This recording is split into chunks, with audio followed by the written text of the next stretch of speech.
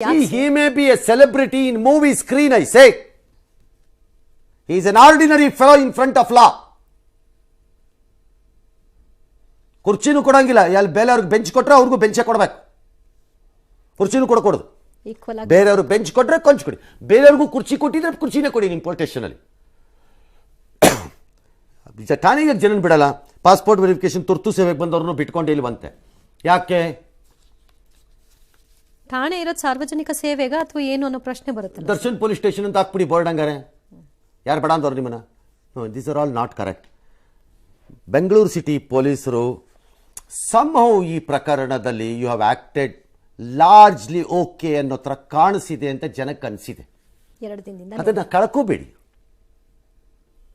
ಯಾವ ಮುಲಾಜ್ಗೂ ಬಿದ್ದಿಲ್ಲ ನಾವು ಅನ್ನೋದನ್ನ ಗಂಟೆ ಹೊಡೆದು ತೋರಿಸಿ ಜನಕ್ಕೆ. ಕರ್ಕೋಬಾರ್ದು ಅದನ್ನು ನೀವು. ರೇರ್ ಪೊಲೀಸಿನ ವಿಚಾರದಲ್ಲಿ ಆ ಥರ ನಂಬಿಕೆ ಬರೋದು ಜನಕ್ಕೆ. ಈ ದರ್ಶನ್ ಗ್ಯಾಂಗನ್ನು ಇಟ್ಕೊಂಡಿರೋ ಪೊಲೀಸ್ ಠಾಣೆಯ ಪ್ರವೇಶ ದ್ವಾರ ಮತ್ತು ಪೊಲೀಸ್ ಠಾಣೆಗೆ ಸೇರಿದಂತೆ 12 ಅಡಿ ಉದ್ದದ ಶಾಮಿಯಾನನ ಅಳವಡಿಸ್ಬಿಟ್ಟಿದ್ದಾರೆ ಬೆಳಗ್ಗೆನೆ ಪೊಲೀಸ್ನವರು. ಯಾಕೆ? ಒಳಗಡೆ ಏನಾದ್ರು ಎಂಗೇಜ್ಮೆಂಟ್ ಪ್ರೋಗ್ರಾಮ್ ನಡೀತಿದೆಯಾ?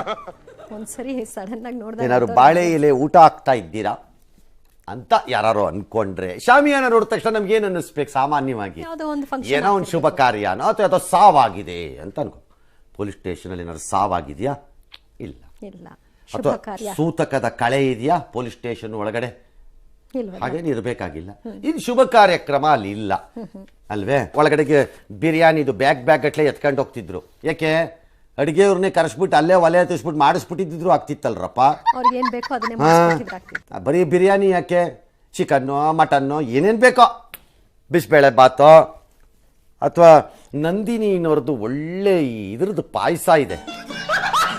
ಏನು ಪಾಯಸ? ನಮ್ಮ ನಂದಿನಿ ಬ್ರ್ಯಾಂಡಲ್ಲಿ ಸಖತ್ತಾಗಿ ಮಾಡಿದ್ದಾರೆ. ಅದನ್ನು ಮಾತ್ರ ಚೆನ್ನಾಗಿ ಮಾಡಿದ್ದಾರೆ. ಎಲ್ಲ ಟೇಸ್ಟ್ ಮಾಡಿ ನೋಡಿ ಒಂದ್ಸರಿ ಬೇಕಾದ್ರೆ. ಈ ಶಾವಿಗೆ ಪಾಯಸ ಭಾಳ ಚೆನ್ನಾಗಿ ಮಾಡಿದ್ದಾರೆ. ಮಾಡಿಸ್ಬೋದಿತ್ತು ಆರಾಮಾಗೆ. 2 ನಿಮಿಷಕ್ಕೆ ರೆಡಿ ಆಗ್ತಿತ್ತು ಅದು. ಹಾಗಾಗಿ ಈಗ ಮಾಧ್ಯಮದವ್ರನ್ನೂ 200 ಮೀಟರ್ಸ್ ದೂರದಲ್ಲಿ ಇಟ್ಟಿದ್ದಾರಂತೆ. ನೀವು ಎಲ್ಲರೂ ಇಟ್ಕೊಳ್ಳಿ ಮಾಧ್ಯಮದವ್ರನ್ನ. ನಮಗೇನು ಸಿಕ್ಕಬೇಕೋ ಅದು ಸಿಕ್ಕತ್ತೆ. In fact I wanted to challenge this thing in police ಸ್ಟೇಷನಲ್ಲಿ ಇವತ್ತು. It is not a drone area. I wanted to fly a ಡ್ರೋನಲ್ಲಿ. ಸುಮ್ಮನೆ ಬಾಯಿ ಮುಚ್ಕೊಂಡು ಬೇಡ ಅಂತ. How can you stop me? ಏನದೇ ನೋ ಫ್ಲೈ ಝೋನಾ? ಯಾಕೆ ರಕ್ಷಣೆ ಮಾಡಬೇಕು? ಯಾಕೆ ಕಾಣಿಸ್ಬಾರ್ದು? ಕಾಣಿಸ್ಲಿ ಬಿಡ್ರಿ. ಏನಾಗತ್ತೆ ಕಾಣಿಸಿದ್ರೆ? ಅವನು ಯಾವನೋ ಮೊಬೈಲಲ್ಲಿ ತೆಕ್ಕೊಂಡು ಲೋಡ್ ಮಾಡ್ಕೊಂಡ್ರೆ ಮಾಡ್ಕೊಳ್ಳಿ ಬಿಡ್ರಿ. ಏನು ಮೊಬೈಲ್ ವೀರರೆಲ್ಲ ಏನು ಕಾನೂನ ಜಡ್ಜಾ? ಮಾಡ್ಕೊಳ್ಳಿ ಬಿಡಿ. ಬಾಸ್ ಅಂತಾನೋ, ಡಿ ಅಂತಾನೋ, ಎಕ್ಸ್ ಅಂತಾನೋ, ವೈ ಅಂತಾನೋ ಯಾರು ಕೂಗ್ಕೊಂಡ್ರೆ ಆ ಬಾಸು ನಾಯಕ ಅಥವಾ ಕಾರ್ಮಿಕ ನೌಕರ ಅಂತ ಯಾವುದು ಕೋರ್ಟಲ್ಲಿ ಏನು ಇಲ್ವಲ್ಲ. ಕೋರ್ಟಲ್ಲಿ ಯಾವನಾರು ಹೋಗಿ ಹೇಳಿ ನಮ್ಮ ಡಿ ಬಾಸ್ ಅಂತ ಯಾರು ಒಬ್ರು ಹೇಳಿ, ಅಥವಾ ಎಕ್ಸ್ ಬಾಸ್ ಅಂತ ವೈ ಬಾಸ್ ಅಂತ ಹೇಳಿ ಕೇಳತ್ತಾ ಕೋರ್ಟ್? ಮಾಡ್ಕೊಳ್ಳಿ ಬಿಡ್ರಿ. ಏನು ಮಾಡ್ಕೋತಾರೆ? ನೋಡ್ಲಿ ಬಿಡ್ರಿ. ಹೈಡ್ ಏನು ಮಾಡ್ಬೇಕು? ಅದನ್ನ ಹೈಡ್ ಮಾಡೋ ಅಂತ ಏನು ಗನಂದಾರಿ ಇದೇನು ಅಲ್ವಲ್ಲ, ವಿಚಾರ ಏನು ಅಲ್ವಲ್ಲ ಇದು. ಯಾವುದೋ ಮಗು ಇದೆ ಅಲ್ಲಿ, ಆ ಮಗು ಚಿತ್ರ ಬಂದ್ರೆ ಕಷ್ಟ ಆಗತ್ ನಾಳೆ ಅಂತಾನೋ ಇನ್ನೇನೋ ಇದ್ರೆ ಸರಿ. ಏನಕ್ಕೆ ಹೈಡ್ ಮಾಡಬೇಕು? ಸೆನ್ಸಿಟಿವ್ ಏನು ಇಲ್ಲ. ಈಗ ಹಾಕೊಂಡು ಕೂತಿದಾರಂತೆ ಶಾಮಿಯಾನ. ನನ್ನ ಅನುಭವದಲ್ಲಿ ಹೇಳ್ತೀನಿಪ್ಪ, ನಾನು ನೋಡಿರ್ಲಿಲ್ಲ ಇದನ್ನ. ಇದು ಫಸ್ಟ್ ಟೈಮು. ನಾನು ನೋಡಿರ್ಲಿಲ್ಲ ಈ ತರದ ಪ್ರಕ್ರಿಯೆನ ಯಾವತ್ತೂ. The police shall say let them see, let the world see. ಪ್ರಪಂಚವನ್ನೇ ಬೆರಗಾಗುವಂತೆ, ಪ್ರಪಂಚವೇ ಅವರನ್ನು ನಂಬಿ ಹೆಜ್ಜೆ ಹಾಕಿದವರಿಗೆ ತಲೆ ತಗ್ಗಿಸುವಂತೆ ಆಗಿರುವ ಘಟನೆಯಲ್ಲಿ ಆರೋಪದ ಮೇಲೆ ತೊಡಗಿರುವವರನ್ನ ರಕ್ಷಣೆ ಮಾಡೋದಾದ್ರೂ ಏನು ಮಣ್ಣು? ಈ ಗ್ಯಾಂಗ್ ಇಟ್ಟಿರುವ ಠಾಣೆ ಸುತ್ತಮುತ್ತ ಮುಂಜಾಗ್ರತಾ ಕ್ರಮವಾಗಿ ನಿಷೇಧಾಜ್ಞೆ ಹಾಕೊಂಡಿದ್ದಾರೆ. ಹೀಗೆ ಟೆರರಿಸ್ಟ್ ಅಟ್ಯಾಕ್ ಆಗತ್ತಾ ಅಲ್ಲಿ? ಅಭಿಮಾನಿಗಳು ಬರ್ತಾರಂತಾರೆ. ಅಭಿಮಾನಿಗಳ ಬಂದ್ರೆ ಅವ್ರು ಎಲ್ಲಿ ನಿಲ್ಲಿಸ್ಬೇಕೋ ಅಲ್ಲಿ ನಿಲ್ಲಿಸಿ. ಇದು ಅಭಿಮಾನಿಗಳ ವಿಚಾರ ಅಲ್ಲ. ಚಲನಚಿತ್ರ ಆಗಿದ್ದಿದ್ರೆ ಅಭಿಮಾನಿಗಳ ವಿಚಾರ. ಅವ್ರು ಬಂದರೂ ತಪ್ಪಲ್ಲ. This is a criminal case. No business any ಅಭಿಮಾನಿ ಹ್ಯಾಸ್. ನಿಮ್ಮ ಅಭಿಮಾನ ಇದ್ರೆ ಮನೇಲಿ ಇಟ್ಕೊಳ್ಳಿ, ಕಾನೂನು ಹತ್ರ ಅಲ್ಲ ಅನ್ಬೇಕು. ಇದು ಕ್ರಿಮಿನಲ್ ಕೇಸ್. ಮಾಡಿದಾರೋ ಮಾಡಿಲ್ವೋ ತಾಳ್ಮೆಯಿಂದ ಕಾಯಿರಿ. ಕೋರ್ಟ್ ಏನು ಹೇಳತ್ತೆ ಕೇಳಿ. ನಾಳೆ ಅದನ್ನು ಹೇಳಬೇಕು. ಎಲ್ಲಿಗೆ ಕಳಿಸ್ಬೇಕೋ ಅಲ್ಲಿಗೆ ಕಳಿಸ್ಕೊಡ್ಬೇಕು. ಅವ್ರನ್ನ ಖಾಲಿ ಮಾಡ್ರಿ ಜಾಗ ಇಲ್ಲಿಂದ ಅಂತ. ಅದಕ್ಕೆ 144 ಹಾಕೋತೀರಾ? ಹಾರ ನೋಡಿತಾರಂತೆ ಜನ. ಹೊಡಿದೇವ್ ಇನ್ನೇನು ಮಾಡ್ತಾರೆ? ಹೋಗ್ಬೇಕಾ ಬೇಡವಾ? ರೋಡಲ್ಲಿ ಬ್ಲಾಕ್ ಮಾಡ್ಕೊಂಡ್ಬಿಟ್ಟಿದಾರಲ್ಲ ಸರ್ ಇವರು. ಯಾಕೆ ಮಾಡಿದ್ರಿ ಬ್ಲಾಕು? ನಿಮ್ಮನ್ನ ಯಾವನಂಗಾರ ಪೊಲೀಸ್ ಸ್ಟೇಷನ್ ಕಟ್ಟುವಂತವನು ಹೋಗ್ಬಿಟ್ಟು ಅವ್ರು ಬೆಟ್ಟದ ಮೇಲೆ ಕಟ್ಕೋಬೇಕಾಗಿತ್ತು ಪೊಲೀಸ್ ಸ್ಟೇಷನ್. ಜನನೇ ಬರ್ದೆ ನಾವೇನು ಹೇಳಿದ್ವಾ ನಿಮ್ಗೆ ಅಲ್ಲೇ ಬಂದು ಕಟ್ಟು ಪೊಲೀಸ್ ಸ್ಟೇಷನ್ ಅಂತಂಗಾರೆ?